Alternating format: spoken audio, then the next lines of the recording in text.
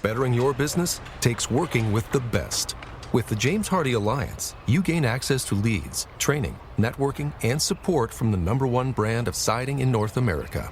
Achieve new levels of success by joining the James Hardie Alliance today. Mystery Theater presents...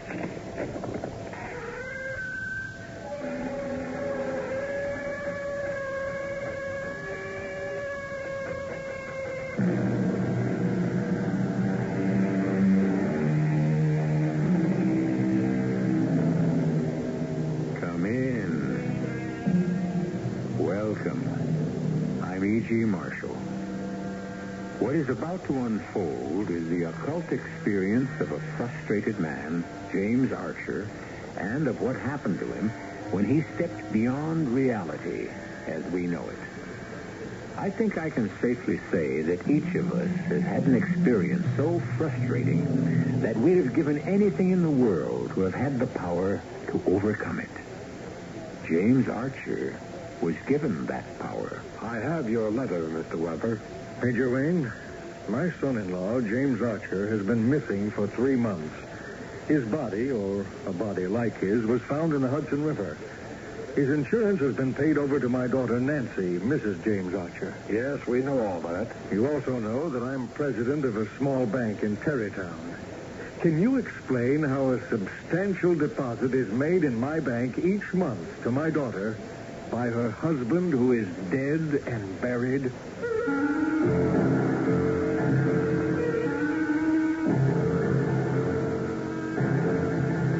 Our mystery drama, Strange Passenger, was written especially for the Mystery Theater by Roy Windsor and stars Nat Polen and Bob Caliban. I'll be back shortly with Act One.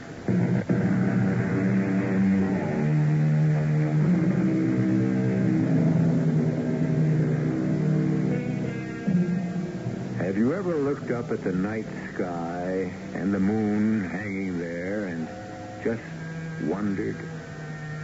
Man is finite. He can comprehend anything with definable limits. But beyond such limits is an incomprehensible universe. We increase our knowledge about outer space each year, but what we know is very small. The mystery of life is a secret that still has to be revealed. But one corner of it was lifted for James Archer. Aren't you Archer, Jim Archer?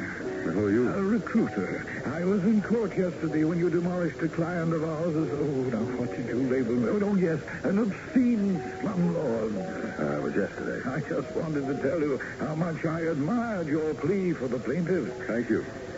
Sit down if you'd like. You're not expecting anyone? No. Just sitting here wondering what to do next. Are you a lawyer? Oh, an obscure one in a big firm. Thanks for coming over. I've been feeling sorry for myself. You must know what happened today. The case was settled out of court. Yeah, it's known as compromise.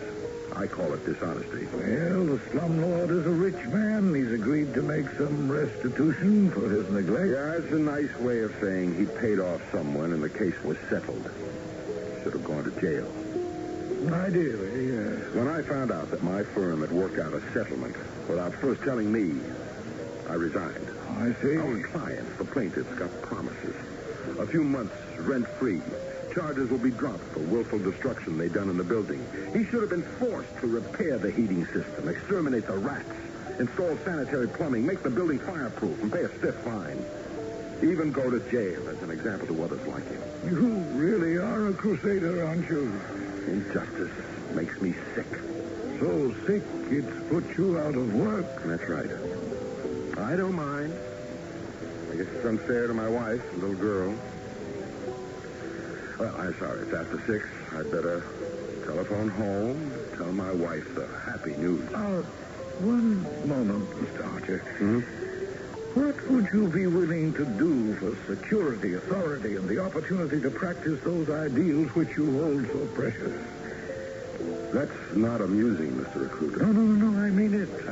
What would you do? I'd do anything. Then I think I can arrange just such a life for you and for your family. Come with me.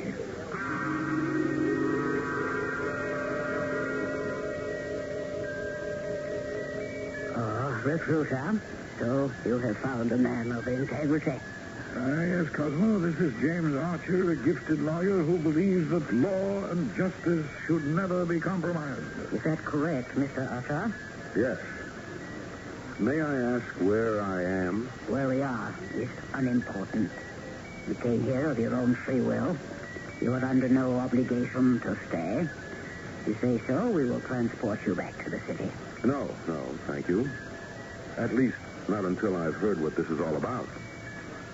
How can you guarantee me an honest, uncompromising life? Because I represent, in fact, I embody a viewpoint that is both utopian and attainable. And what is that? The bloodless establishment on your earth of a society in which each man is equal, in which each earthling will lead a happy life. A society in which certain outstanding men such as you can become will reestablish moral values and strive to relate to life beyond us. Well, that's mumbo-jumbo, but it sounds good. It's not mumbo-jumbo. You say that because you cannot see above the daily scratching and clawing for survival. All right, Mr. Cosmo. What do I have to do in order to attain this utopia of yours? Who pays my salary? What about insurance, pension? Details. You will never need to worry about any of them. And while you are away, before you begin your mission, your wife and child will be provided for. My mission? Yes. Soon after it begins, you will rise swiftly. You will become a man of importance locally, then statewide, and then perhaps in your nation. You will proclaim what you honestly think. No more compromise, no watering down of the law or of justice. Mr. Recruiter? Yes? Are you sure I'm not still in that bar trying to forget my worries? Oh, I am very sure. The opportunity that has come to you has come to only a few others on Earth. Just who are the two of you? There's something very weird about all this. It seems so because you are earthbound, Mr. Archer. Are you saying... No, that's nonsense. I know that a lot of people report flying objects. There have been drawings of funny little men with pointed antennae for ears and all sorts of things. No rational person gives them a second thought. You don't have to believe, Mr. Archer. You are free to leave. When you arrive home, you will appear to have overstayed your time at that restaurant, and you won't remember a word of what followed after. I can, in fact, right now, blank out the names of your wife and child. You mean... Now, wait a minute. Their names are... You can do that. Very easily. Ready to quit, Mr. Archer? No. No? I think I'll see this through. Ah, that is an incredible honor, Mr. Archer. Recruiter, bring in the ship, and we will be on our way.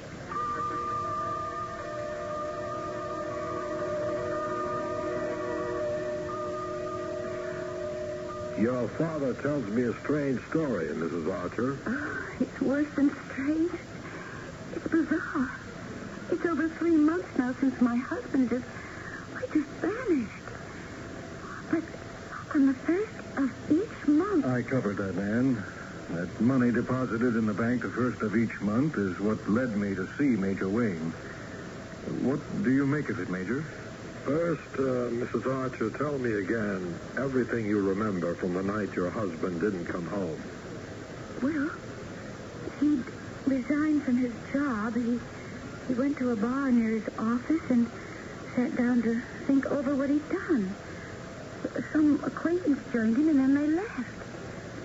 Well, next, the Missing Persons Bureau called to have me identify bodies they'd found in the river. It was dressed in Jim's clothes, and I guess it was Jim. You thought so too, Dad? Yes, I did. But both of us had misgivings because it just made no sense. Jim was as straight as an arrow. Unless he'd been murdered, we somehow just couldn't believe it. The body was his. No other person in his life? Absolutely not. No, Major. Jim Archer lived for his work and for his family. He was a thoroughly honest man. And the body found in the river had died from a violent stroke, as if it had been electrocuted? Anything else, Mrs. Archer? I know about the insurance and the mysterious deposits of money.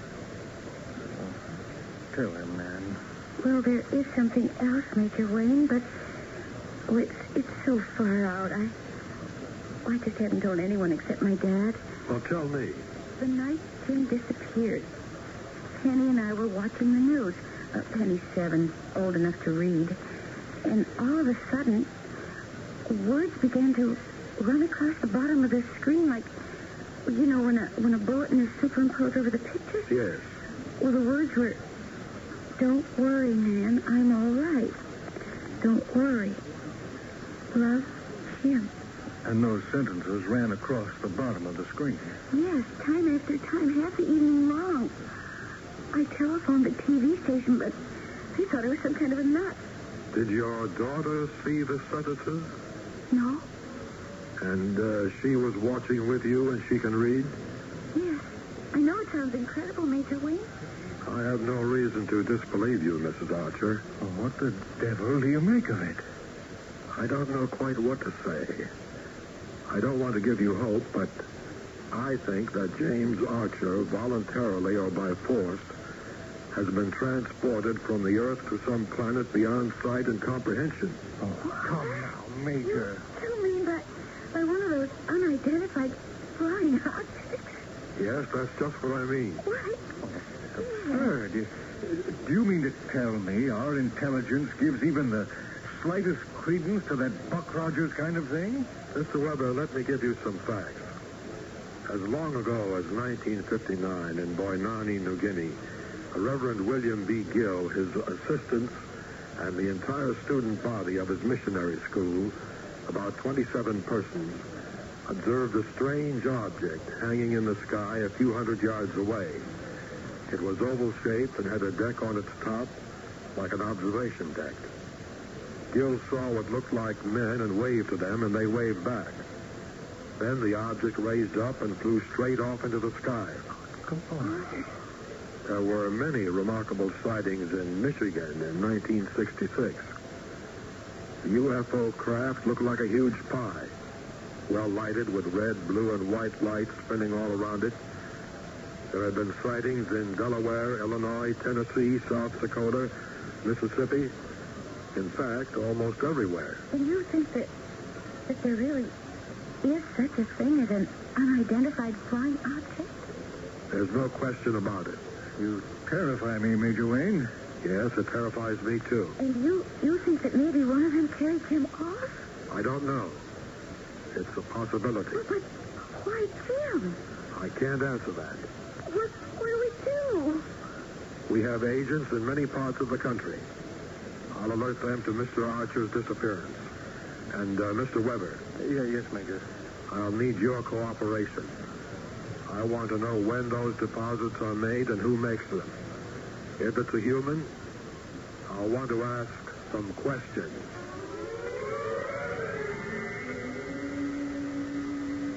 Well, Mr. Archer, what do you think? Magnificent. Beautiful green fields, homes, even light. Incredible. And the people? Well, to be honest, they're strange looking to me. But I'm only used to human beings. These people are shorter, round, flat-faced, with quite sharp ears. Disease-free, untroubled, and super intelligent. You will soon be free to visit with them. I'm ready now. Soon. The surgery, I had been told, was perfect. You now possess a brain as extraordinary as ours. Your face has been altered very skillfully. All that is left of you is a name. Stuart Murdoch. Where did you come from, and what is your mission on the planet Earth? I have no remembrance of where I came from or who I was. My mission on Earth is to become a leader of my people and to prepare them for your bloodless conquest of my country. You have been away from Earth for 6 months. He is with a recruiter. Oh, yes. Take him among our people for a week, then fly him back. Drop him outside Fargo, North Dakota, supply him with money, and return. Yes. And let nothing interfere with those regular deposits of money. You'll have to compensate. He now belongs to us.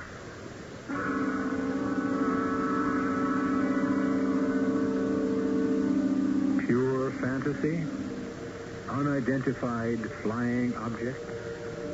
One researcher wrote that he thought the phenomenon was so far outside the laws of present scientific knowledge that UFOs could be considered ridiculous. But once he was exposed to the hard facts, he concluded that the existence of this unexplainable phenomenon is, and I use his exact word, overwhelming. The strange story of James Archer, the recreated man, will continue in a few moments.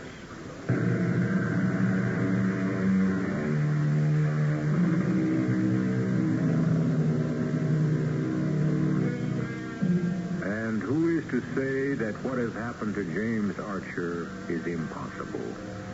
Dr. Faustus sold his soul to the devil in exchange for 24 years of every pleasure and all knowledge at his command. And James Archer's state of mind has led him in the same direction. It is, remember, 6 months since Archer vanished, literally into thin air. Excuse me, Mr. Weber. Major Wayne. Johnson here, sir, field agent. Anything? Oh, yes, sir. An unidentified flying object was seen hovering in this Fargo area late this afternoon. I see, and? I'm at the Nygaard Farm, about 30 miles northwest of Fargo, in a small community named Shoshone Creek. It's pretty desolate. Apple and I put down our two-seater in one of Nygaard's fields and measured it to the side of a big barn. Good. See if the UFO lands and if anyone leaves it. If so, follow the man. Don't pick him up, but don't lose him. I want to learn where he goes. Yes, sir. This is fantastic, Major. If I mentioned any part of this weird conversation to my friends, they'd think I was ready for a mental hospital. Well, you're not, Mr. Weber. It's real enough. Oh, and let me give you a warning. Yes? Let's say that James Archer is returning by a UFO to Earth from wherever he's been. He'll be returning for a purpose, and to achieve that purpose, he won't be the same man. I don't quite understand. If, as I suspect, he was chosen by some power from another planet because he had soured on his life and our civilization, and if that power has some objective on our planet Earth, you can be sure that Archer's been brainwashed and indoctrinated deeply. So, even though he might look the same, He probably won't. We had one experience in which a man who had vanished was brought back into custody. He was not the same man he had been. He'd become a robot. We had to institutionalize him. An exceptionally intelligent man, but dangerous to us. Later, he was found in his room dead. Somehow, he'd been electrocuted. that's why you thought the body in the river... Yes, it got me thinking. Now, tell me about those deposits, Mr. Weber. Promptly, the first of the month, a cash deposit of $5,000 is made to the account of my daughter. We alerted our bank security guards, and when the last deposit was made through the night deposit slot, one of the guards spotted the man who dropped it. I have a description of him here. Good. I'll have one of my agents try to spot him and follow him. Then we'll pick him up for questioning. It might be ticklish, We have nothing against the man.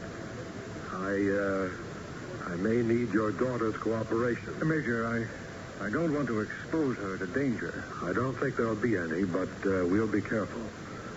I'm very aware that you've already lost a son-in-law. Jim Archer was a fine young man.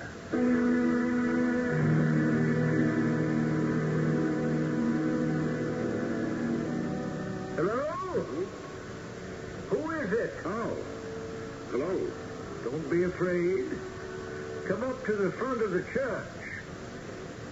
I'm Reverend David Holt, the minister. I apologize for entering. Never apologize for entering a house of God. Who are you, young man? Stuart Murdoch. Not from around here, are you? No. Can I do something for you? Well, I didn't enter to do any damage, Mr. Holt. I should hope not. We don't have vandals out here on the prairie. You lost? Am I near Fargo? About 30 miles by the state highway. Do you have a car? No, but if you'll point me in the right direction. Glad to, but you won't find much traffic at this time of night.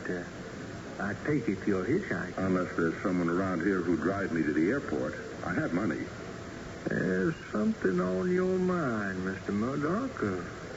Anything I can do to help? Oh, no, I'm fine. Have you been in the church for... No, you just walked in, am I right? Yes, a minute ago. And before that, you were outside? Yes. Now, if you'll show me the way to... Of course, all in good time, Mr. Murdoch. May I ask you a question? Did you see what I saw, and is that why you come here? What did you see?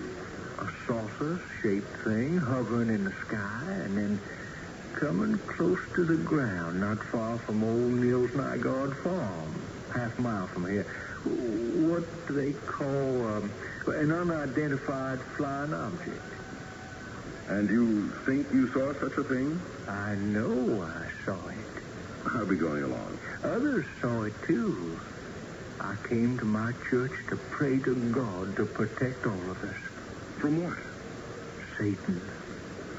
Reverend Holt, there is no such thing as Satan. It is in a man's self that he is good or evil. Young man, I believe in God, and he sustains me, and in believing in him, I accept Satan as a fact. A fact of what? He was cast out of heaven and is the chief monarch of hell. Of hell, which is? Many things, Mr. Murdoch. Satan corrupts mankind. The struggle to possess a soul for good or for evil goes on in a man forever. The presence of God within you cannot be extirpated. Then I don't have anything to worry about. The day will come, I assure you, when you will feel his presence, and he will help you to decide what is right. Okay, if you say so. You have been infected, haven't you? Odd you didn't see that unidentified flying object. Oh, I saw it. The fact is, I had a ride in it. You know something? You just may have it that.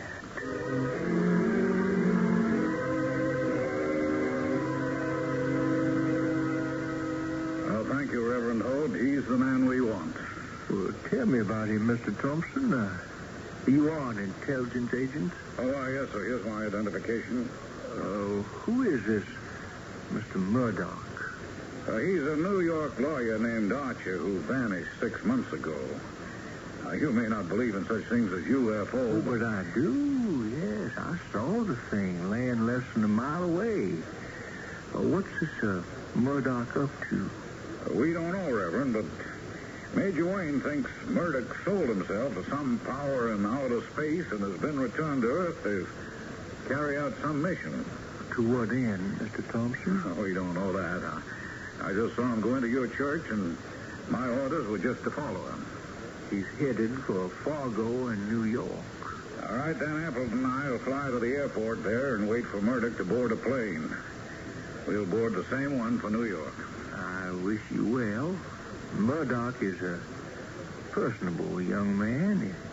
If some force by which we are ignorant has possessed him, don't despair. The God-given moral force within each of us will be stronger than the power of Satan. Given time, Mr. Murdoch will reject having sold his soul. And then what? Heaven alone knows.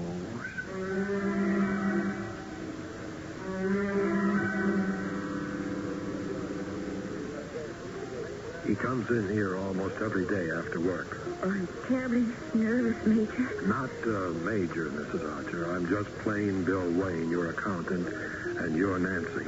You got that straight? Yes, of course. Bill? It's 5:45. He ought to be along any... Uh-oh. That's the man. He's taking a seat in that booth. You know what to do. Yes. Wish me luck. I beg your pardon? Oh, yes? My name is Mrs. James Archer. May I speak with you for just a minute? All right. Please sit down. Thank you. Who are you motioning to? Bill Wayne, my accountant. Join me, Bill? My name is Bill Wayne. Oh, how do you do? You followed me here? Oh, no. I come in here almost every day. Mrs. Archer came into the city today, and I invited her to have a cocktail with me. Are you, well, are Mrs. Archer and her accountant supposed to mean something to me? Well, you see, you've been identified as the man who deposits $5,000 in my account every month. I just wanted to meet you and to thank you. I really don't know what you're talking about. Mrs. Archer, what is it? Yes. Well, if Mrs. Archer has made a mistake, we apologize for it. Are you mistaken, Nancy? Well, I don't think so. I have a picture with me. You had someone take my picture? Well, you see, my father's president of the bank, and he wanted it done. Does he make a practice of taking pictures of his depositors? Well, you see, my husband vanished 6 months ago, and he still keeps supplying me with this very generous amount of money each month. You must admit it's strange. You say he vanished? Yes. Oh, yes, I vaguely remember the name now. Archer, wasn't his body found in the Hudson River? Well, a body was found. And identified? Well, yes. Then what you've told me is impossible. I agree with you. A dead man could not make monthly deposits to his widow. That's what's been troubling Nancy. She thought that if she could meet the man who made the deposits, she might get an explanation and be given some hope. Hope? That Archer is still alive? Well, that also sounds impossible. Well, if we've made a mistake, this is the picture of you, though, isn't it? Mr. I don't know your name. Recruiter, yes, that does look like me. But you're not the person who makes the deposit? May I ask what difference it makes who provides you with money, Mrs. Archer? Well, it doesn't really. I'm grateful. But I keep thinking that if Jim is still able to provide for me, he just might be alive somewhere. Just as a matter of business, Mr. Recruiter, we have to find out where the money comes from. It's source. Oh, I'm afraid I can't help you. The money comes to me, and I'm just instructed to make the monthly deposits. Who? I mean, where do the instructions come from? Can you tell me that? Anonymous. Somehow it doesn't seem right. If Mr. Archer did someone an enormous favor... Well, did he? Do you know if he did? I never met the man. Now, you'll excuse me. No, goodbye, Mrs. Archer, and enjoy the money. Goodbye, Mr. Wayne.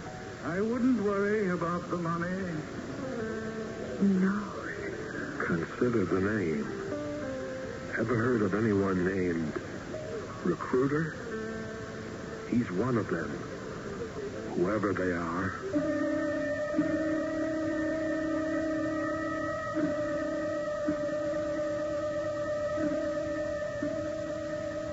eavesdropping on a grotesque subject, UFOs, about which there isn't much doubt. But those who fly them, who are they? From what place in outer space do they come? What are they? And are they friends or enemies? From what we have heard, James Archer's mission is to become a preeminent person in our society. He is to prepare us for a bloodless overthrow of the several ways of life represented on our planet. Why? I'll be back with Act 3 shortly.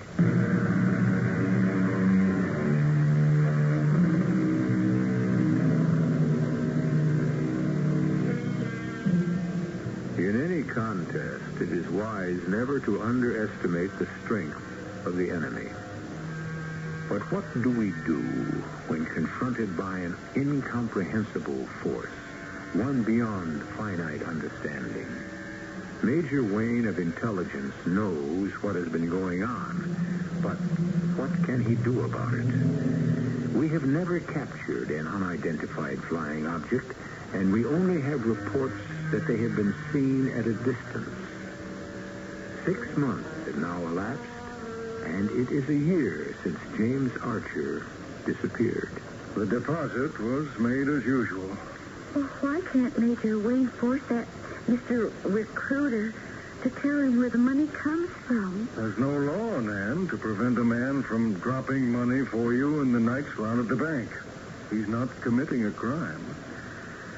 One of these days, Recruiter will be seen with Jim, and then Wayne moves in. All about the only person Recruiter sees is that man who's become assistant to their special prosecutor. What's his name? Murdoch? Yes, Stuart Murdoch. Yes. A remarkable young man. Brilliant lawyer and great presence. He'll go far. He's a leader, and we haven't got many of them around these days. If I live long enough, I think I'll see Murdoch governor. He's an unusual man. So is Jim. Yes, I agree, Nancy. I was proud to have him as my son-in-law. You know, if you think about it soberly, Dad, both of us are not all there in the State Department. Who could believe that Jim might be alive in outer space? A year ago, I would have laughed at the idea. Now, I don't know. We have to rely on Major Wayne. Well, I'm not going to much longer. What do you mean by that? I'm moving into the city. What? Sell your home? Take Penny out of school? Oh, let's face it. I'm still young and alive. I want to be with people, among them. I'll find a job, and Penny can go to private school. Jim is dead. Penny and I are alive. And we need to rip this shroud off from over us.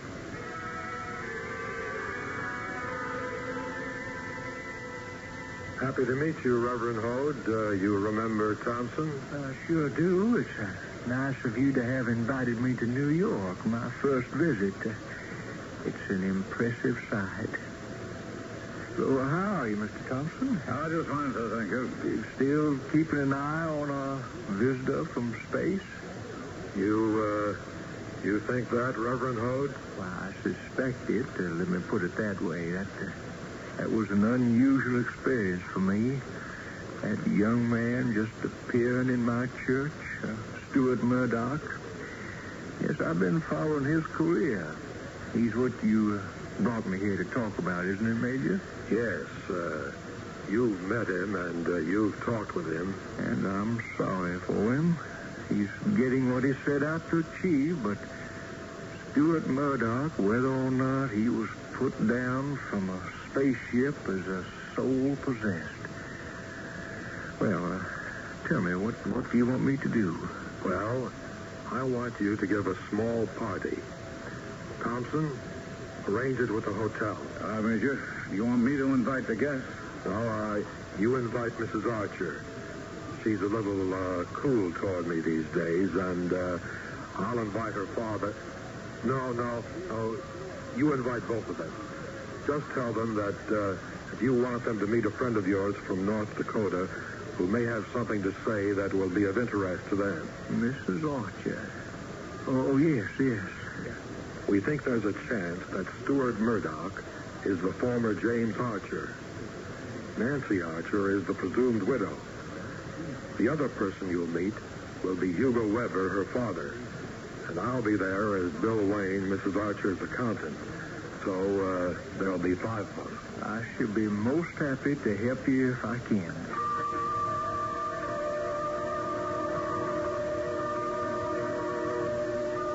Well, recruiter, I'm troubled, Cosmo. why? Mr. Murdoch is everything we expected him to be. Oh, that's true. He's risen rapidly, and he has already become a public figure. But I'm troubled about him. When I dropped him in North Dakota, it seems that he wandered into a church, and he met the minister there, a Reverend David Hode, who filled him with talk about Satan, soul, God, and conscience. Murdoch couldn't have been affected by that nonsense. No, but Murdoch remembers Hode and often brings up his name. The man made an impression on Murdoch. And you find that to be a distraction? When Murdoch was transformed and brainwashed, was all of his conscience removed? I assume so. That is what the report indicated. Do you suspect that he has some vestige of conscience left? I don't know. But the thought troubles me.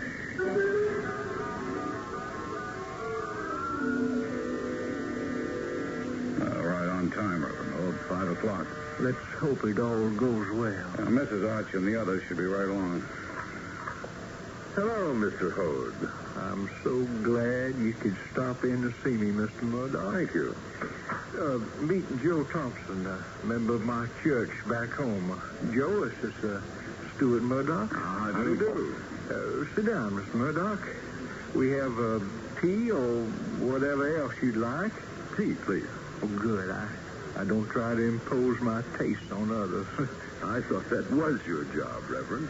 Shoving your convictions down the throats of others. No, not shoving, young man.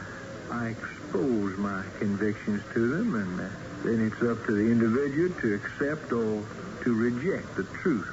The truth, as you see it. It's the word of God, which is the truth. I'm just one of his messengers. That's one of the reasons I wanted to see you while I was in New York. You're my messenger from God? Yes, I do believe I am. I knew that when you wandered into my church in Shoshone that, well, remember when we talked? You remember, of course. Every word of your mumbo-jumbo, Reverend. You said that the presence of God within each person cannot be extirpated. Here's your tea, Mr. Murdoch. Thank you. Well, I'm afraid you were wrong, Reverend. I'm unchanged. I haven't had to whistle for God's help. I've helped myself. And as you may know, I've been very successful. But you're here, Mr. Murdoch. You didn't forget me? Of course not. I liked you when we met, and I'm happy to see you again. Well, that should be the others, Reverend Hode. I'll let them in. Friends of neighbors back in Shoshone. You don't mind, do you? No, certainly not. Mr. Weber, Mrs. Archer, I'm so glad you could stop in. This is Stuart Murdoch, the man I was telling you about. Hello, Mr. Murdoch. I'm happy to meet you. My father, Mr. Weber. How do you do? And Bill Wayne, a friend. Hello, woman. Hello. Joe, tea for. It's a real honor meeting you, Mr. Murdoch. Well, thank you. We've been following your career, Nancy and me, and I must say we like the way you ripped into corruption and graft. The public is entitled to honesty in government. Well, that's what they all say, but you seem to mean it. And my actions, I hope, prove it. My late husband felt that way, too. I mean, about honesty. Yes, Jim Archer was an honest man. All that got him was his resignation from his job. He couldn't stand hypocrisy. He wouldn't compromise. I can't either. But I've learned that one has to prepare others slowly for the truth. And not your version of truth, Reverend. Truth is indivisible, young man. The truth I preach is God's word. Truth is an ideal, and it is divine. Well, I think that's foolish. Truth, like any other commodity, has to be sold. If you'll excuse me, I do have to be going. I'm happy to have met all of you. And Reverend Hode, do pay New York another visit. I can find my way out, Mr. Thompson. Well, Mrs. Archer? No, Major. Stuart Murdoch isn't Jim Archer transformed in space and returned to Earth. What, the very idea is absurd.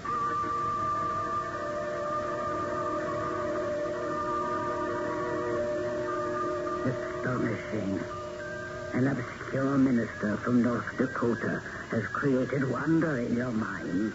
He insinuates the thought of God and conscience into your mind, even though you know, as we know, that both are fiction. You still are earthbound. Well, Mr. Murdoch, we seem to have failed. It has happened before, but not often. I can offer you a choice. A return to our planet for a short time, and then resume your mission on Earth, or remain here now. I don't know what to do. Why can't we go on as we have been? I'll carry out the mission. I'm afraid that's no good, Mr. Murdoch. The very fact that you wonder if he's been infected with Satan's moral virus, whatever that might be, creates a doubt about your reliability. Order the ship.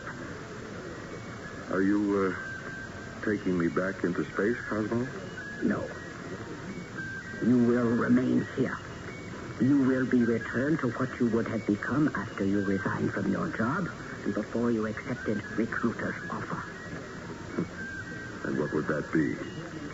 Still an unemployed lawyer?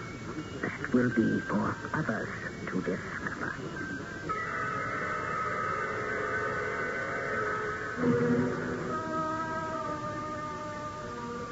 Open the door, Thompson. Follow me. Have your gun ready. Yes, sir. The house feels empty. There's a light at the end of it.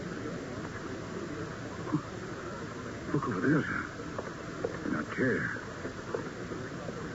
Good Lord. Why, that's James Archer. I know from pictures of him. It's Asleep. yeah, or drugged. His hair has turned gray and, look at his face. Worn and haggard. He looks like a drunk sleeping it off. Archer. What is this, Major? His hand is cold as ice. He's dead.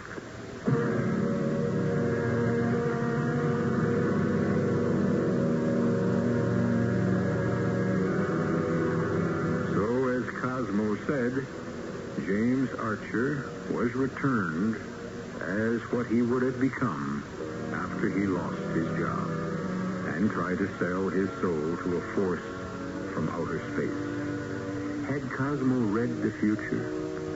It would appear so.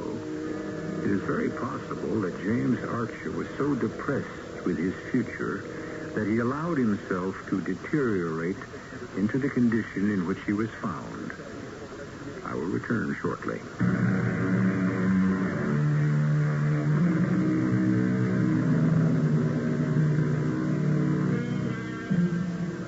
Frustration leads some of us in dangerous directions. For most of us, however, hope extends a hand to lift us up from despair. James Archer never grasped that hope. He angrily preferred the path that led him to become the instrument of a force from another planet, whose goal is the bloodless conquest of Earth, not by invasion, but by indoctrination. He saved his soul, even though it cost him his life.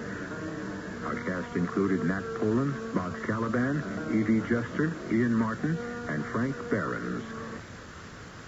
This is E.G. Marshall inviting you to return to our Mystery Theater for another adventure in the macabre. Until next time, pleasant dreams.